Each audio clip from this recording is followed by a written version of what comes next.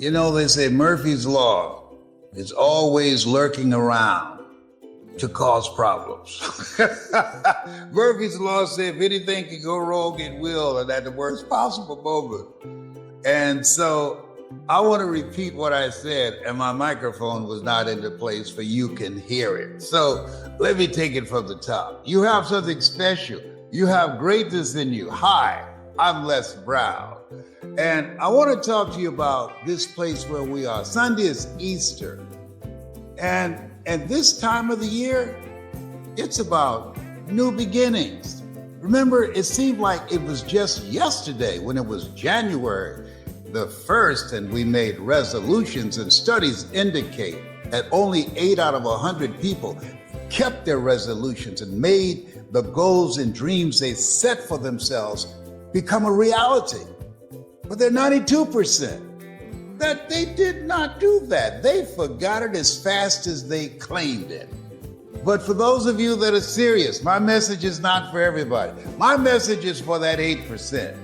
Those are the people that are serious. He that hath shall get, and he that hath not, even that he has shall be taken away. I want to talk to people who are ambitious. I want to talk to people to listen to me that are not willing to settle for life as it is. I want to talk to people who want to live life. It's one thing to survive, but what it takes to live, that requires a different set of skills.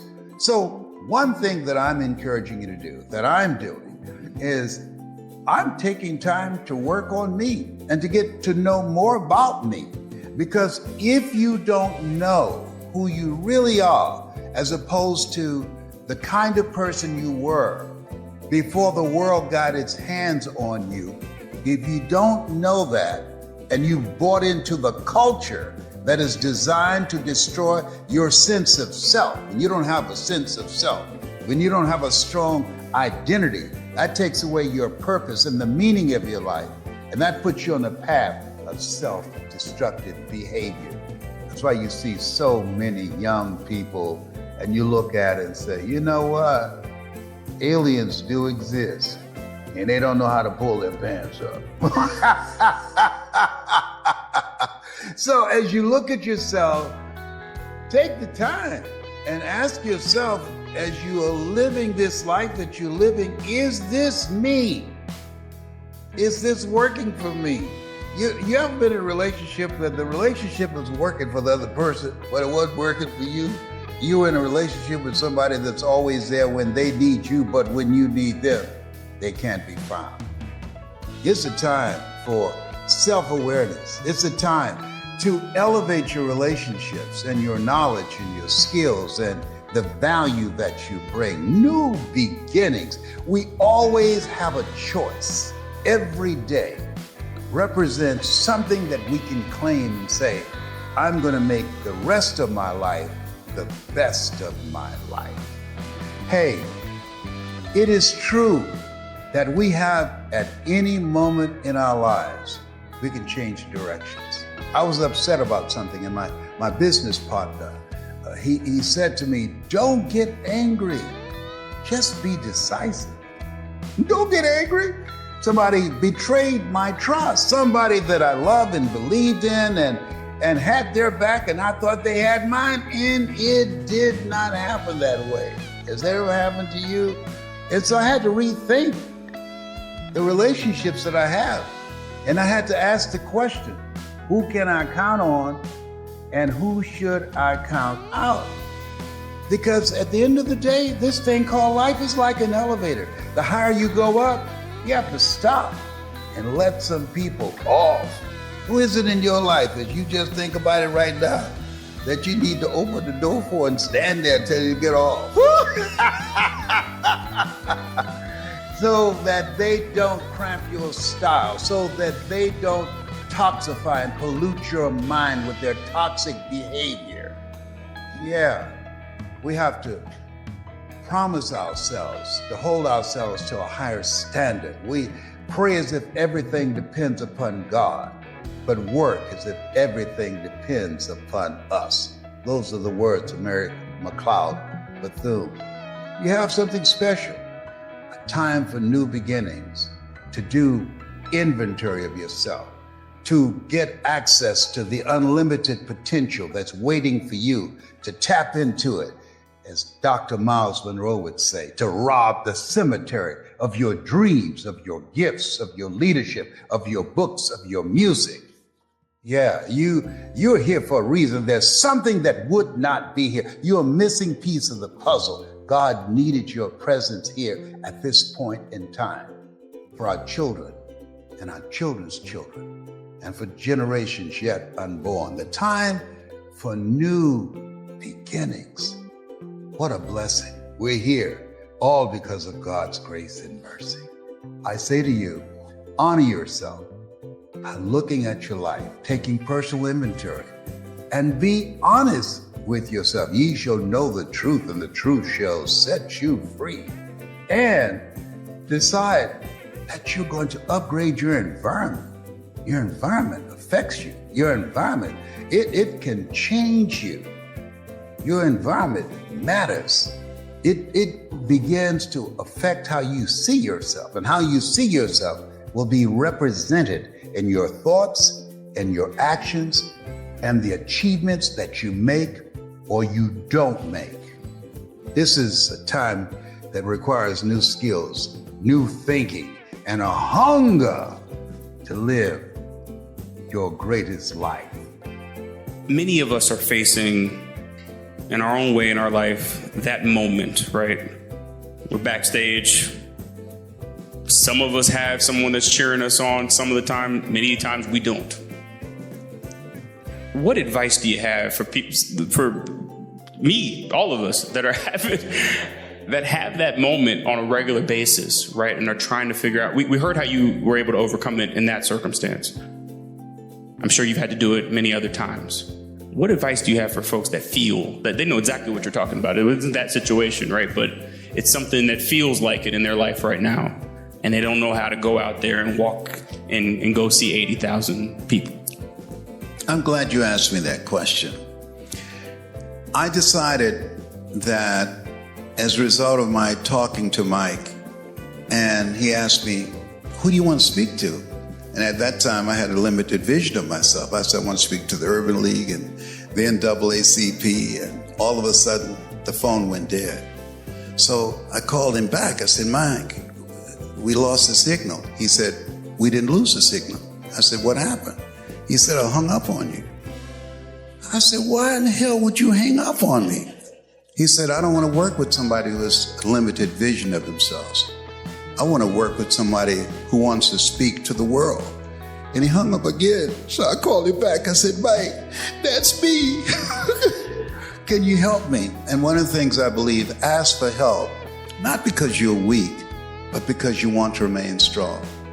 And a lot of people won't ask for help because of pride. Pride cometh before a fall.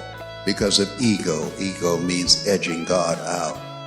And so he asked me, are you coachable? I said, yes. He asked me, are you willing to put your money where your mouth is? I said, yes. And I was willing to invest in myself. And when Warren Buffett, I studied the lives of successful people. Warren Buffett, when he graduated from college, the first thing he did, he took a communications course. Mr. Washington said to me, you want to make it? Develop your communication skills, because once you open your mouth, you tell the world who you are. And so I saw the value of investing in myself, and I saw him speak. And I'm encouraging those of you who want to speak, find someone that you admire that's doing it on the level that you want to do it on, because you want to learn from someone who's been there, done it, that can shorten your learning curve. And so I loved how he used quotes, humor, and statistics. And I said, man, can you teach me to do it like you do it? And he said, if I'm a good coach, you'll be better than me. I said, Mike, I'll never be better than you. He said, yes, you will. And he was right, ultimately, because he said, when I give you what I got plus what you got, you're going to go further than I have. And so when we look at ourselves, what's very important that we discipline ourselves to take control of our minds. We're living in the distraction economy. There are all kinds of things that can distract us now. Artificial intelligence, Chat GPT. And so Chat GPT, to me, when you think about that, just that acronym, G stands for growth mindset. That the gathering spot is about expanding your mindset. Robert Schuller said, you either expand or you are expendable. The P stands for passion. Do what's in your heart. We've been conditioned and trained and indoctrinated to look for a job. Follow what's in your heart. Where your heart is, there your treasure is also. Live a life that will outlive you. And the T stands for tenacity. Whatever you're going after, you're going to get some pushback. You're going to have some failures and disappointments. And Willie Jolly, a young man that I trained, he had a book called A Setback is a Setup for a Comeback. I've got a saying, if life knocks you down, try and land on your back, because if you can look up, you can get up. And so we're now in this space where it's the greatest, incredible time for us to do some incredible things. And what you have done, you and your partners, is so very important. Unless things change, unless people can get this concept, between now and 30 years from now, it will take 280 years for us to develop economic equity. It will take Latinos 70 years. A white high school dropout, according to the Federal Reserve out of Milwaukee, will create 3 times more wealth than a black college graduate. My new book is called You Gotta Be Hungry. They said that my birth mother, my grandmother, she was hungry to learn. And she taught herself how to read from the newspaper that was used on the walls in Gainesville to keep them warm from the winter. They were sharecroppers. And so as we look at ourselves and look out at our goals and dreams, this is the time.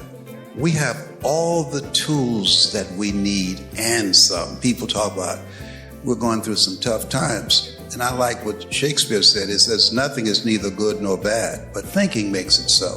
When you think about what Weldon Johnson said, stony the road we trod, bitter the chastening rod, felt in the days when hope unborn had died. Yet with a steady beat have not our weary feet come to the place for which our fathers sighed. We've come over a way that with tears have been watered. We've come treading a path through the blood of the slaughter.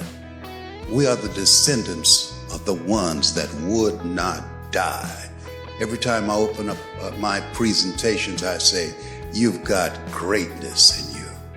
And that you now have created a community where people can come, put in the time, the efforts, build a community of greatness that will allow them to turn adversity to their advantage. I appreciate that. And truly, this thing it's us, right? It's never really been about, we started this thing in my apartment, but it's collectively been a we thing. I want to talk about the craft, right? There are a lot of folks that are trying to do, and it's embarrassing, right? Because they can't do you. You are. They don't have to do me. All they have to do is do them. They're not doing them very well in this. For folks that are interested in like the precision of the craft, right, of speaking well, what advice do you have for folks that want to take that journey? You've mentioned that you're mentoring a couple of folks, but what does it take to be good at being good? First of all, we don't have the luxury of being good. We have to be great in whatever we do. So what Mike was saying, Brownie, I don't want to prepare you to be a black speaker. I don't want you to pigeonhole yourself. I want to train you how to speak to the world. This is how I train people. And what's very important is to get coaching from someone who has done what it is you want to do and overcome the odds. One of the things about any industry is that I looked and I started watching all the speakers that were out there, and I was looking for what is it that I can bring, and you and your team did that. That's going to be different. That's going to be unique. That's going to operate out of the thinking of Henry David Thoreau, who said, do not go where the path may lead. Go where there's no path and leave a trail. You wanted to have something that will stand out and be unique. And so what I noticed that all of these light expression people were giving speeches, giving information from the book, Think and Grow Rich. Well, if information could change people, everybody would be skinny, rich, and happy. What made me stand out, I gave a speech about wanting to take care of my mother, a heart-centered speech, and shared with them the methods and the techniques, the setbacks, the failures, and the victories that I had to overcome within myself and outside of myself to be able to get on stage with people who had PhDs and MBAs that I did not have and be so impactful. And this is the kind of economy that we have now, that the world is so noisy that you have to have the skill set and know the rules of communication to distract, dispute, and inspire, to distract people from their current story. And as you present it, using the techniques and strategies that I teach them, they dismantle their current belief system and inspire them to have the courage to turn the page and create a new chapter in their lives. And so if they've got the coaching, like there's a basketball game tonight, the coaching is going to be very important on how those guys come out the locker room and decide how they're going to show up. So I was coachable. Most people are not coachable. Most people are failing because they don't know that they don't know and they think they know. But what's very important to me, not only effective communication skills, but what's important that I was impressed when I saw your video and I've been listening to the stories, because I don't go anywhere without doing my research. Your character. T.D. Jakes has a saying, Lord, don't let my talents take me where my character can't keep me. And so you aligned yourself with some people who have similar values. A lot of people talk about making money. 85% of the people who win the lottery lose it. And so, but having the kind of character, discipline, Socrates said, the undisciplined life is an insane life. To put in the time, the effort to study, to read. I disciplined myself to read, to study the various industries. I'll never forget, I spoke for Procter & Gamble. And when I spoke for them, there was another convention going on. And it's a pharmaceutical company. And so someone from that company saw me and said, can you come speak to our group too? And the reason they did is because of how I custom design my presentation. When I work with speakers, I teach them, never let what you want to say get in the way of what your audience needs to hear. And all that get understanding. And so the majority of speakers, they go around with a memorized script that they drop on an audience. And they see the audience as a transaction. I see the audience as candidates for transformation. And my goal is to give them the tools that allow them to manifest that new vision that they see of themselves. When I was coming along, you're too young to know this, but there was a comedian, Flip Wilson, who said, what you see is what you get. You know? Okay, you ever used to talk about killer. Killer Mike was not the first killer, okay? And so that the reason that people are challenged now We're going through a crisis. Crisis in the Chinese language means danger, but it also means opportunity. In the 19th century, there were 1,000 millionaires. In the 2020th century, 2000, the beginning of the 2000th century, it's over 10 million. What has changed?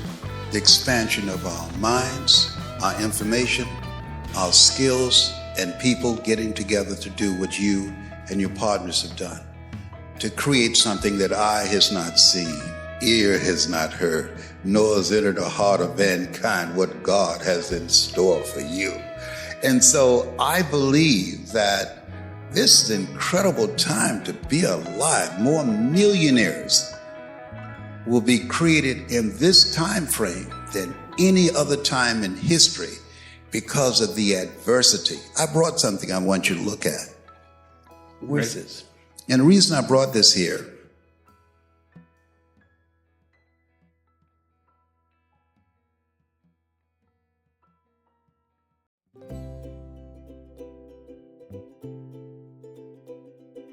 Walt Disney had a nervous breakdown because his business partners stole his idea, his cartoon, Oswald. This is Oswald, the friendly rabbit. Now keep in mind, on the other side of adversity, that gives birth to tremendous opportunity to create something better. Universal Studios said, hey, you made that while you were working for us. We own it. They took it from him. He focused on, I got to do something else. That gave birth to Mickey Mouse, the happiest symbol in the world. Okay? So Marion White said that in life, when we don't have enough vision and courage to know that we have outgrown a situation and it's time to move on, life will move on us. 300 million people are going to lose their jobs because of artificial intelligence. But I say 300 million people are going to be freed up to become entrepreneurs so they can live their dreams rather than their fears. Yes. How these people can develop their story or let them know, because I know that there's a lot of people here, and we have probably 50 different countries around the world that watch this, and a lot of them aren't aware of you yet. Yes. But they need to be, right? They need to know about your products and services and coaching and all that stuff. We'll talk about that. Your story, what was the defining moment, that turning point for you that set your life on a different course? Well, what set my life on a different course was when my mother became ill. Because I was a state legislator in Columbus, Ohio. I'm adopted. I was born in a poor section of Miami, Florida called Liberty City, an abandoned building on the floor with a twin brother. I'm telling you my story. And when we were 6 weeks of age, we were adopted by Mrs. Mamie Brown. I feel like Abraham Lincoln, who said, all that I am and all that I hope to be, I owe to my mother. My mother was a domestic worker on Miami Beach. She cooked for families. We ate the food left over from the families that she cooked for. We wore the hand-me-down clothes of the children that Mama kept. And so as a child and goal, a turning point in my life was seeing my mother work so hard. I said, Eric, when I become a man, I want to take care of my mother. I want to ask you, is there someone that you want to take care of? Is there someone that you'd like to do something special for? I want you to think about that person right now. Now, what I've done by doing that, I have segued from my story. I have now brought them into the story, and I asked them, is there someone you want to do something special for? They're saying yes. Now that is called an imaginative leap. They leap from my story into their own story and say, yes, I know somebody. I like that. Do something for my coach or for my minister or for my mother or for my father or the aunt that raised me. Okay? So now they're in the story. Now I will tell them how I went about doing that. So they have an interest. Who are you? What do you have? I have a story on how I brought my mother home. And why should I care? The reason you should care is that I've been very successful at doing something that you can do too, and I'm going to show you how to do it. So now you create a committed listening in the telling of the story. Or I can say, you know what, Recently, I went to a seminar. A young lady by the name of Pauline Ahi. She came to the seminar. Pauline flew from Hawaii to Los Angeles. I was very inspired as I watched her. And the reason I was inspired, here we were in a room of entrepreneurs. And the person standing in front of the room, Dr. Julie Van Putten, as she was speaking and talking about discovering your power voice, ever so often Pauline would lean forward and she'd pick up a pen with her mouth and she would write with her mouth. Pauline came from Hawaii. Pauline has no arms. Pauline has no legs. She writes with her mouth. Here's a person who decided to become an entrepreneur, who decided to build a business in multi-level marketing. And with no arms and no legs, she's building an organization. And one of the things that really got me, when Dr. Julie Van Putten interviewed Pauline, she asked her, tell me one major obstacle you had in your life. Tell me something you can think of. And Pauline looked and she thought and she said, I can't think of anything. And that grabbed me because I could have given a whole lot of things, a list of obstacles. And that showed me that L.C. Robinson was right when he said things may happen around you and things may happen to you, but the only things that really count are the things that happen in you. Even though she was born with no arms and no legs, what has happened in her that she sees herself as an empowered person. She has not decided to become a part of a job, the journey of the broke. She decided to control her own destiny by being involved in multi-level marketing. And what I said as I looked at her, if Pauline can do it, I know I can do it. And I know you can do it. Okay. So there's a How many more you got? Keep going. Yeah. So those examples, I mean, Mike Jones out of Philadelphia.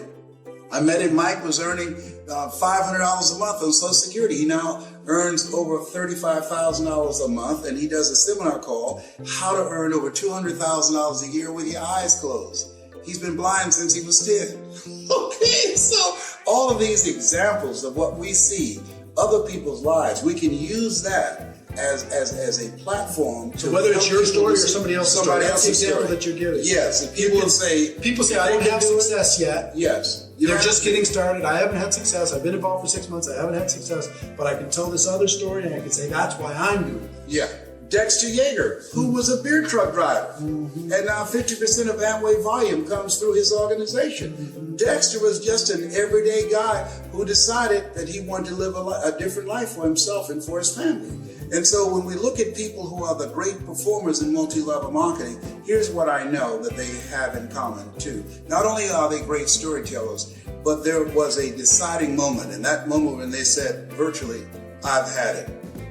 I've had it. That's when people change. I used to live next door to a lady named Miss Lillian, and Mr. Marvin, every Friday night he would get drunk and beat her. And I saw her years later and said, how's Mr. Marvin doing? She said, I left him. I said, why? She said, I'd had it. I'd had it with Marvin beating on me. That's when people leave jobs and they say, well, where are you going? Away from here. I've had it. You know, I was working on a job where they paid me just enough to keep me from quitting it. I worked just hard enough to keep from getting fired. So finally, I said, you know what? I've had it. Going where I'm celebrated rather than tolerated. I've had it living and playing small. And so those kinds of examples and that kind of passion, people are not just looking for information. They're looking for personality and passion. They can get information on the internet. There are no secrets out here. You can just Google everything and find out what day the earth was made and the rock that broke Goliath's jaw. We can find everything right now. But personality and passion, that's what people want. That's what they buy into. Do you believe this? The difference between being in this business and this business being in you. That's what they feel. And the people that grow the large organizations, you can tell being in their presence that as much as they have chosen this, they were chosen for this kind of work. You've got to have a passion for people. You've got to believe in the product. You've got to believe in the industry.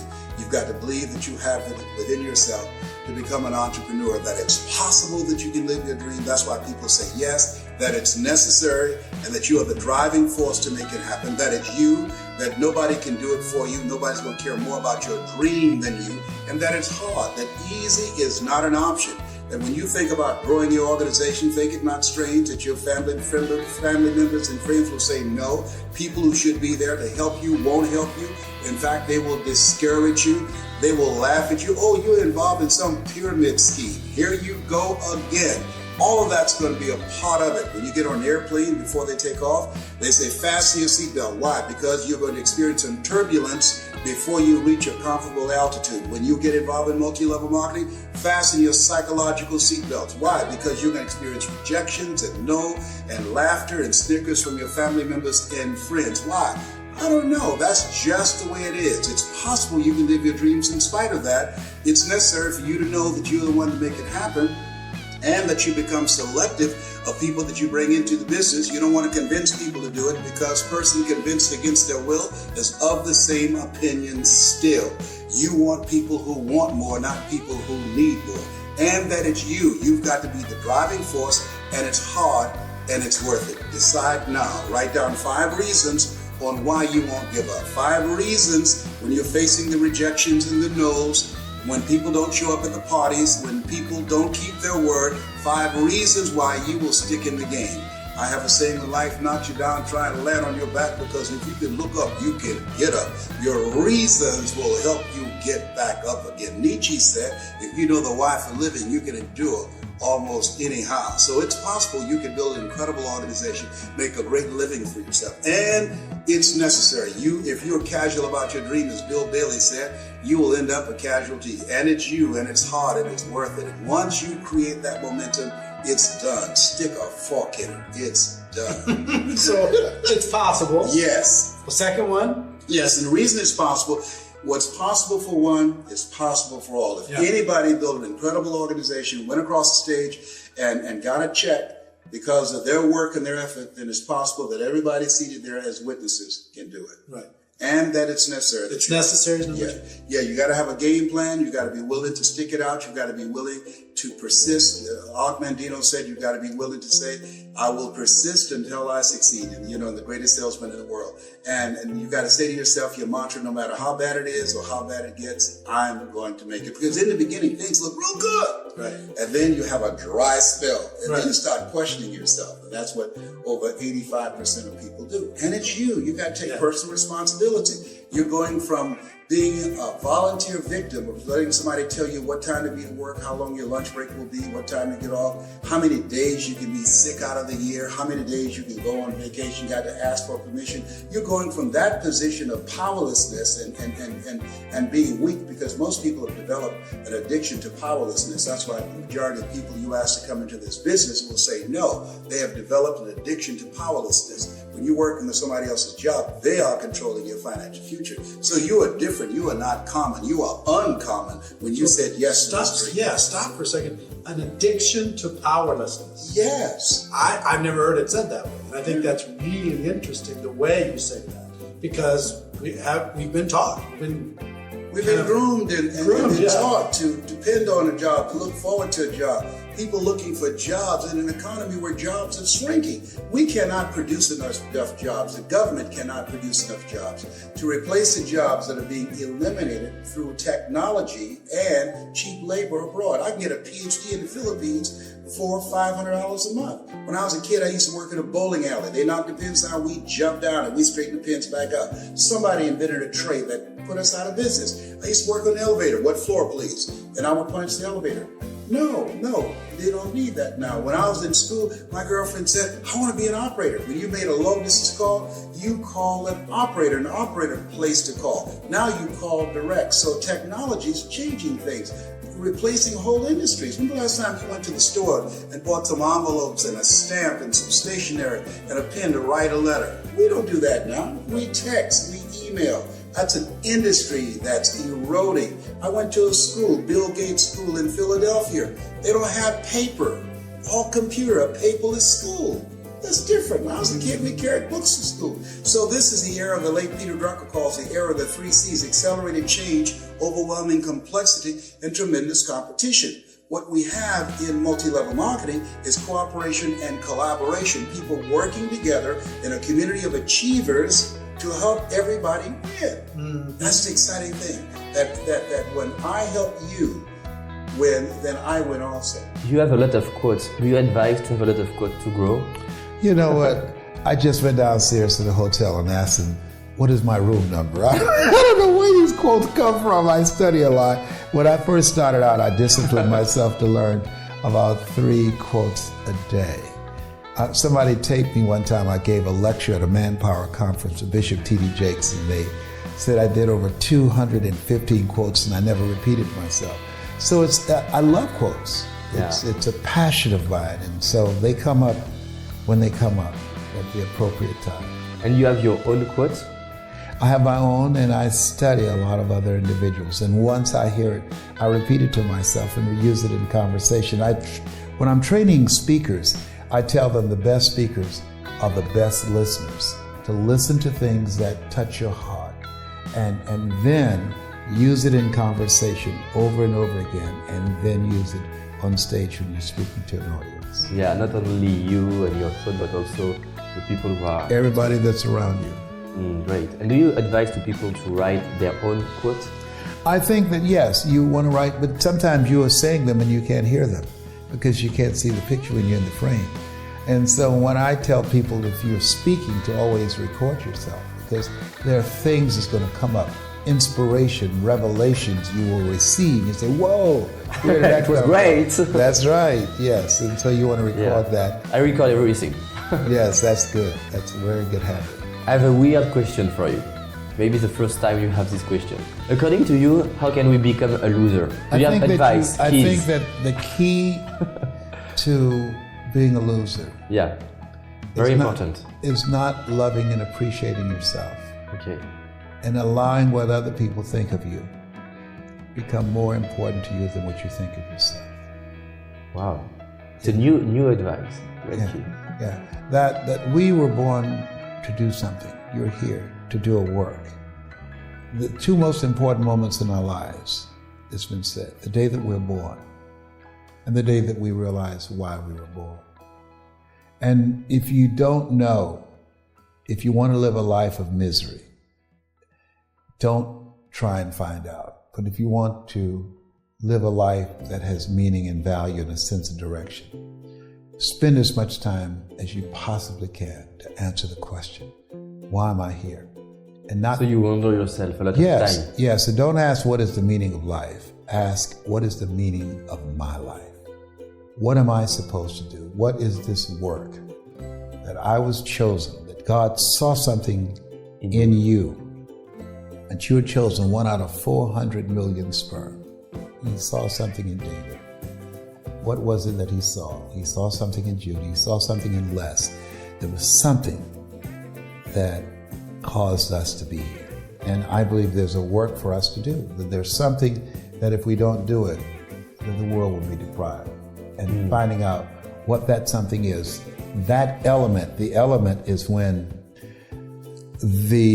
what you love to do and what you were born to do come together that will allow you to show up in life in a bigger way. So our job is to find what we love. What is it you love to do? That you weren't born to work for a living, but to live your making, and living your making will make your living. Yeah. Take responsibility for your life.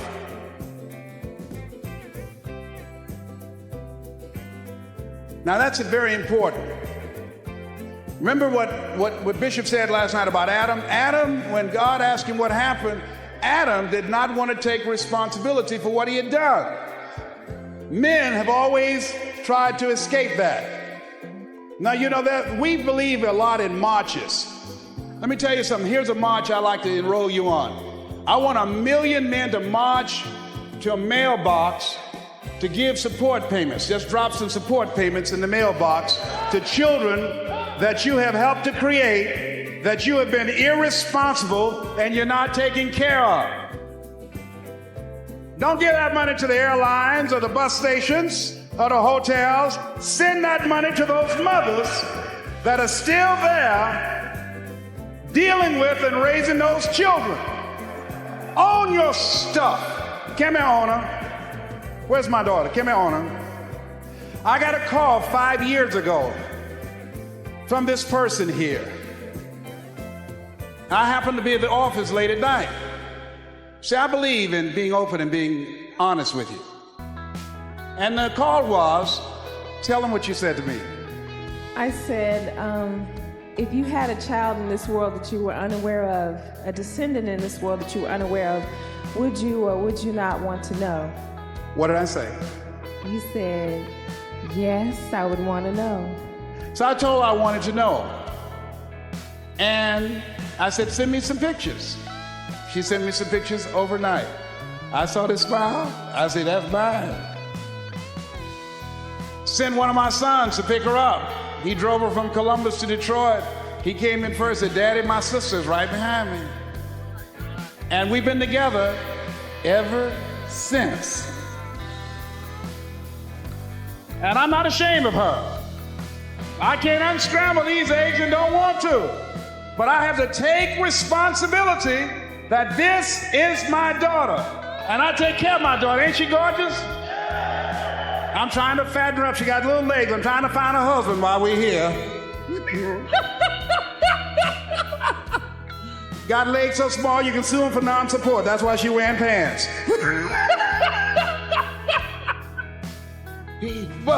Okay, thank you, baby. Give her a round of applause, all right? Now, so the reason I'm telling you that we got to start owning our stuff as men. Don't make no big deal. Can you imagine what will happen if 1 million men decide to go to the mailbox and just unexpectedly drop just what you can? Don't have to have a return address in case they're looking for you. You don't have to put that on there.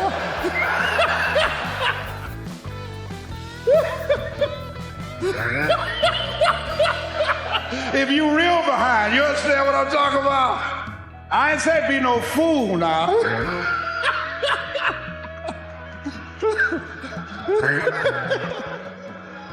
Now, the only reason I can put a return address on this is because I have an MBA. Somebody say, I got you. I don't say you don't have a college degree. I don't. The MBA stands for mega bank account. So anyhow, join me, men. Don't tell me, well, I don't like her. She got an old man, or she don't need my money, or the children don't look like me. I went to court in the paternity suit with a friend of mine named Ronnie. And he went to the judge. The judge said, why aren't you paying child support? He said, the babies don't look like me. The judge said, well, feed them till they do.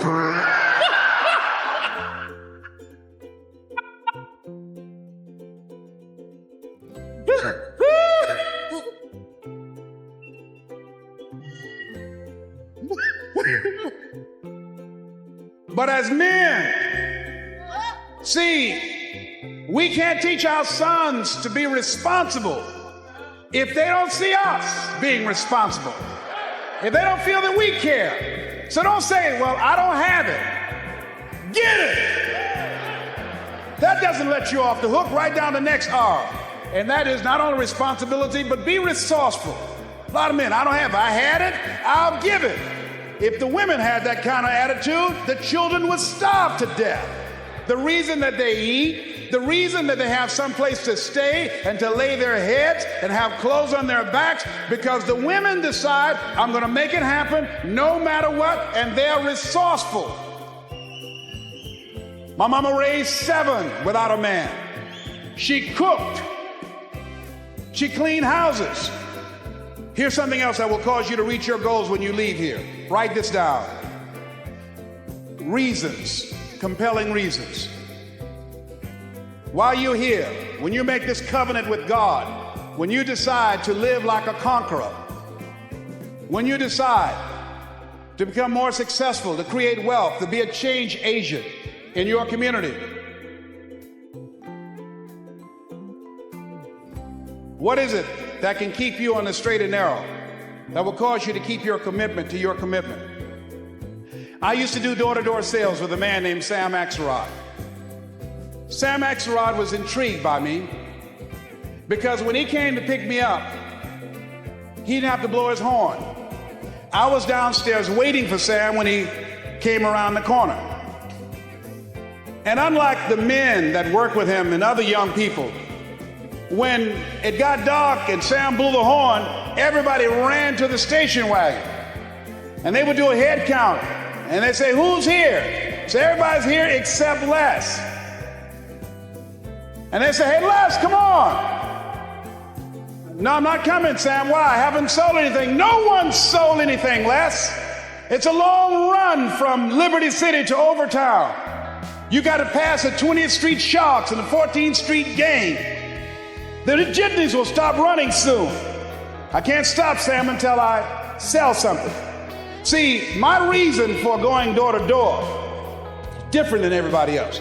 Most people out there are trying to make some extra money to party on the weekend, or to buy a new outfit or a new bicycle.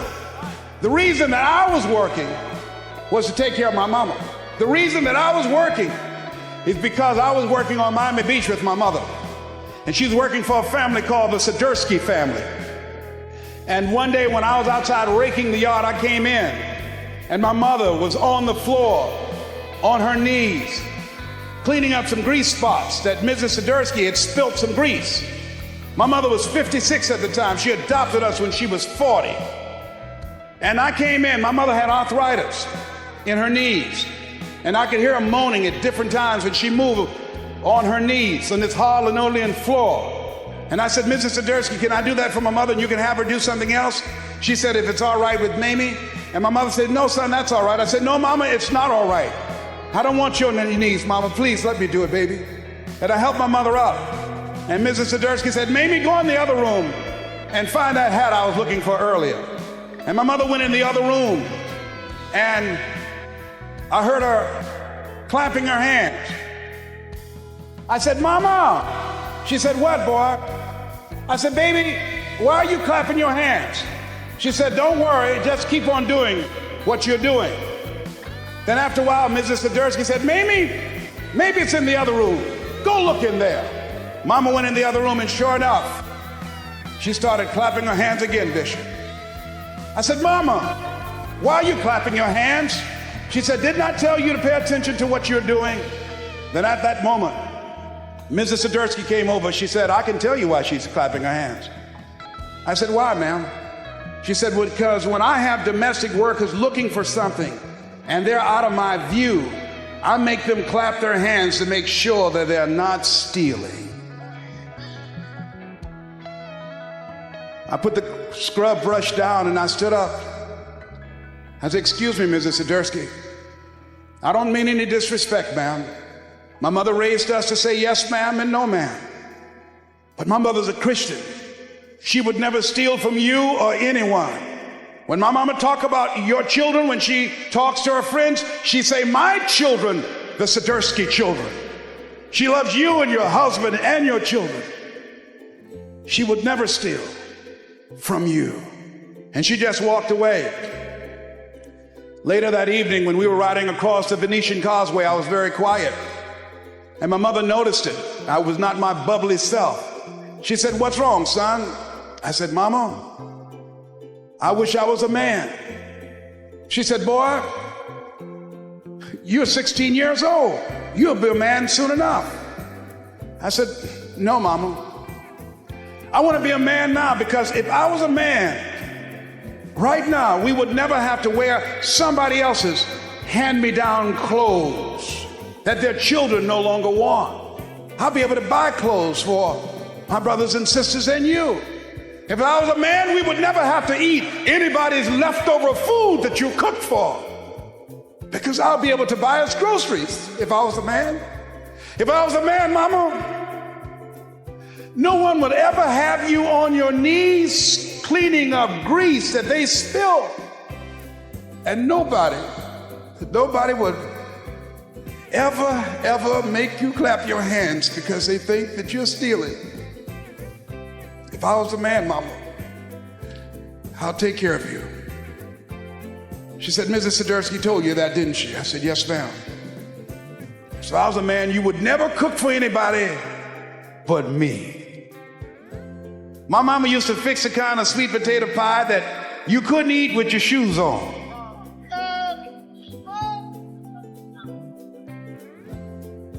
You had to take your shoes off so you can wiggle your toes. And when we would go door to door, sometimes as late as 10 o'clock at night, I would knock on the door. Who's there? Would you like to buy a nice working television set? No money down? Boy, are you crazy? Yes, I am crazy. I'm crazy about my mama, and I'm going to take care of her. And I'm going to sell a television set tonight, and it might as well be you. And after a while, somebody would say, come on in here, boy, and that better be a good set. What are the reasons? Write down why you're here at this Manpower Conference. Write down 5 compelling reasons of why you're going to keep your commitment to change your life. Keep your commitment never to go back to the life that you once lived. Keep your commitment to creating wealth for yourself, to taking care of your children, to be more responsible, to manifest Christ in you, in your life, in your community. Keep your commitment to live a life of contribution, to keep your commitment to be a conqueror and to act like it and to have authority and dominion over everything in your life. What are those reasons? I got on one of my tapes, if life knocked you down, try and land on your back, because if you can look up, you can get up. Your reasons will help you to get back up again. They'll be your rod and staff to comfort you. So you got to write down 5 reasons on everything that Bishop is saying, and Bishop Merritt and all the different speakers and the relationship seminar that Brother Lewis Greenup will do. How you will incorporate the principles from this Manpower Conference in your life and live them and manifest them and support them.